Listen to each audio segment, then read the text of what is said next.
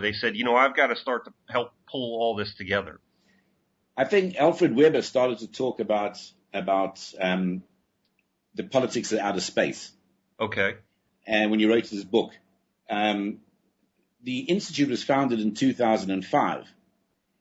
And by 2008 or 2009, it's on the website, I can't remember, we redefined exopolitics, the study of the social and political implications of extraterrestrial life engaging this planet. It was redefined, but it's never lost the core of what it is, and that is, it is got to do with the social and political implications of ET life engaging this planet. I mean, Donald Kehoe in the 50s was one of the champions. He came out and, was questioning it publicly. There's the Mike Wallace interview you can watch on YouTube with Donald Kehoe talking. It's in black and white. It's as old as the hills. And, it's really been gathering momentum now because you've had people in the Obama government who've actually mentioned before they were elected, about, we're going to go and look and try and find the truth about ET life. And you've got different people doing it. You've got Bassett hammering away at them. Absolutely. Bringing it into the public's attention. And so exopolitics is now a word. It's the vocabulary. It's used as a can opener, if you like, to extract this information, what people say Dr. Sala is a political scientist. So if anybody says anything, he knows exactly how to handle it and prepare it and write an article on it and put it in public domain and look at it from all angles and examine it. And the Institute, of course, has, it's a multidisciplinary institution. We have many people with many different expertise that look at and examine all the events that take place politically to come to some kind of understanding where we're going with all this and how to propel it.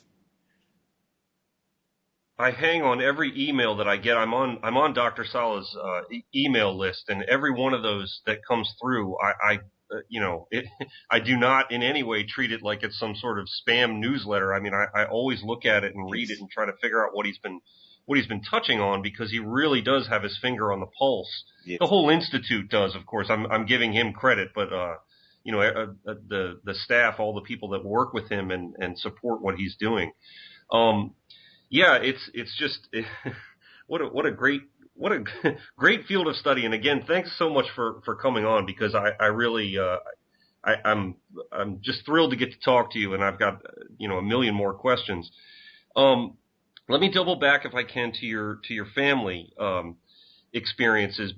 You spoke a little bit about your mother, and my understanding was that it wasn't until recently, maybe 4 years ago, almost to the day, if I remember reading correctly, that you were finally able to maybe turn the corner with some of the members of your family. Can you talk a little bit about that? Oh, yes. I mean, I was vilified here in Hong Kong in our community. I mean, nutcase who sees UFOs and. Really? Oh, yes. I mean, I got the impression it was a family thing, but you're saying in the community. You mean that you were out trying to speak about this publicly and people were just ridiculing you? And yeah, well, I decided that I wasn't scared to talk anymore. From the year 2000, we had 4 craft about a kilometer wide circle Hong Kong, and I happened to be with the governor of the Jewish day school. I was with the best witness you could ever have in the world. Right. And he saw it, I saw it, and it was a 3-hour affair in 2000. We didn't have cameras on cell phones at the time, and a few weeks later we went to somebody else's party, and I just got the message in my mind to go to the window and look out, and I thought, hell, I can't take any more of this. I think I'm going to ask him to go out the window and look up. And he went to the window and he looked up, and there was a disc the size of the moon overhead. And he came back, he was as white as a ghost. And, of course, he wouldn't talk about it, although he'd back me up if close friends and people asked. He'd say, yes, I saw it was there. But he wouldn't go public with everybody and initiate the conversation. But he's been really life-saving for me. And he's turned out to be a very, very close friend. However, the community, it's just normal reaction. If you don't fit, it's something wrong. So they thought I was a bit of a nutcase. And as you say, 2007 was one particular occasion where we were on the balcony, and we had a whole group of friends, and were looking up and were playing with the laser beam, my son and I, and concentrating. And before we knew it, a huge craft came overhead in front of everybody. So that changed the mind of a bunch of people on that day. And it was my epiphany, I'll bet. because my wife, okay, she'd seen all these things, but it didn't happen to her. It happened to me. And there she was able to stand up and look out and actually see what I was talking about. And then a year later, on the same day, because it was the Jewish New Year of Rosh Hashanah, on the same day, and I'm not religious, just believe me, I'm not religious, I'm just telling you. On the same day, there was a partner from the accounting firm Ernst & Young, one of the biggest firms in the world, a skeptic as dour as you can imagine. And he was on the balcony, and the same thing happened again. And this really freaked him out. And this particular craft was then followed by another one that was, it couldn't have been more than, 300, 400, 500 meters away from us, the size of a battleship, that you could see through it. It was like a boomerang shape that came past and morphed into a circle and then went off again. So these events served to change quite a few people's minds. There's people who were quite close to me. So I now have a group of people who are believers, but they find it very impractical to integrate what they saw into their everyday life. Right. Wow. So let me get a little further into your family then. You've mentioned your wife. You've mentioned your mother, of course. And one thing I picked up on pretty quickly in some of the interviews and stuff that I had seen was your sons, I'll say. And then you mentioned that you had a daughter also. Can you speak a little bit about your children? Your son, you have one son named Jake, I guess, another named Zach. That's right. And then your daughter, I think I maybe had mistook her I think she was in one of the videos. Yes, Liat. Liat, yes.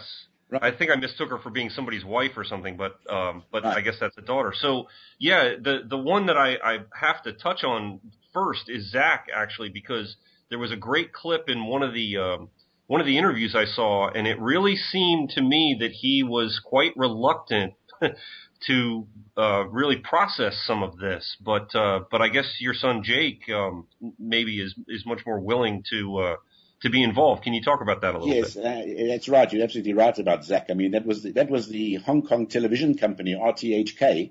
Oh, yes. We heard about our experience. They came around and filmed us, did a documentary on us. And I mean, Zach, you could see he couldn't talk.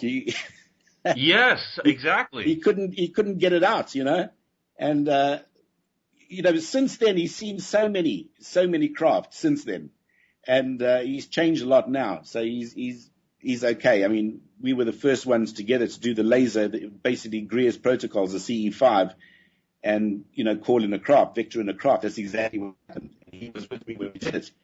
Now, for Liat, she'd never seen anything.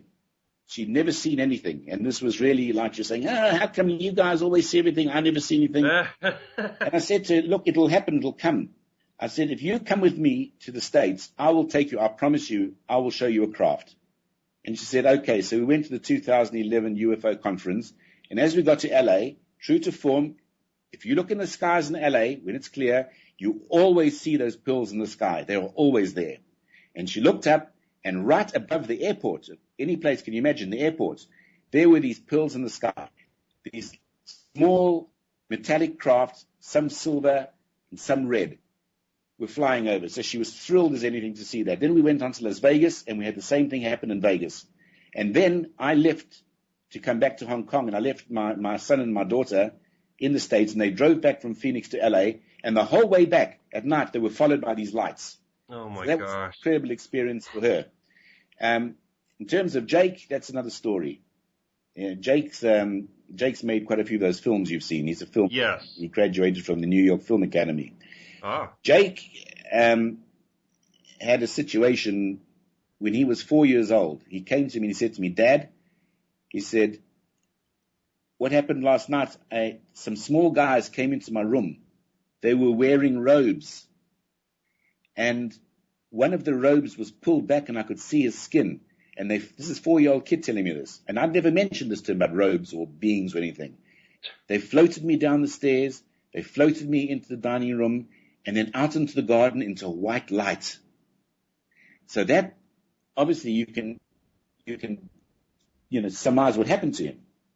Absolutely, yeah. And again, a lot of these similar characteristics, similar details in the experience. That's right. And now, about 3 or 4 years ago, he's in his cabin downstairs, and he wakes up paralyzed, and he can't open his eyes, and he hears all the shuffling in his room, and he's terrified as hell. And when it all finished, he came running into the room to tell me, and on his arm was a white triangle under his skin. It's quite amazing. So he still has these kind of experiences. Now, the funny thing that happened, actually, just recently, about 3 weeks ago, he's got 2 very good friends who don't believe in UFOs, didn't believe him. Anyway, the 3 of them decided to go to Amsterdam for a holiday. It's only a couple of weeks ago. When they got to Amsterdam, guess what? 7 discs fly overhead. They all look up, they see them, and this time Jake gets it on film. Wow. So we're going to load that on YouTube at some point. Absolutely. I'm actually doing a lecture in the Philippines in the middle of October. So I'll show it there first, and then I'll release it onto YouTube. But right. It's just amazing how it all ties together, It really is. We're speaking this morning to Neil Gould. He's coming to us from Hong Kong. He's the director of Exopolitics Hong Kong. You can find them at exopoliticshongkong.com. I don't mean to tangent off, but just very quickly, because you made the remark and I was poking around but wasn't sure what to find. You touched on Facebook, and just very quickly, I'd like to ask where people can find you on Facebook, how they can find more information and kind of follow your lead. Obviously, there's a lot of material on YouTube, but Facebook is a great way people get in touch with each other. And you mentioned in an email that you'd been quite busy there. Yeah, I really stopped bothering too much about my websites, and right. I'm very active on Facebook. What I will do on Facebook, of course, I release stuff I do myself, articles, films that I make, but I also look through everything that I see on Facebook. And, from the different groups. And if I find something that's particularly correct, it's true, I will then copy it and put it onto my Facebook page. I see. My Facebook page is just Neil Gould.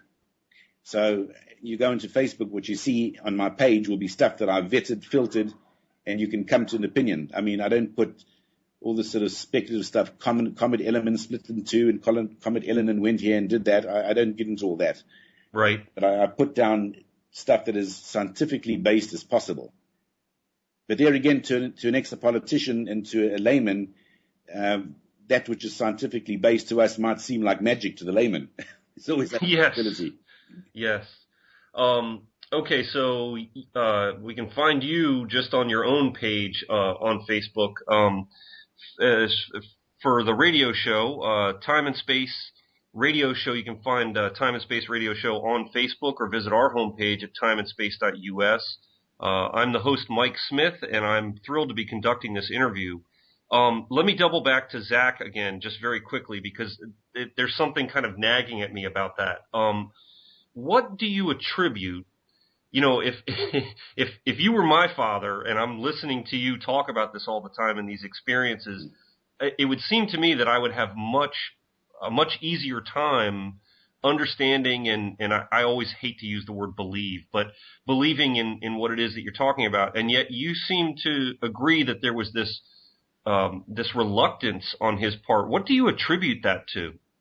Just because it was a total contradiction to his worldview.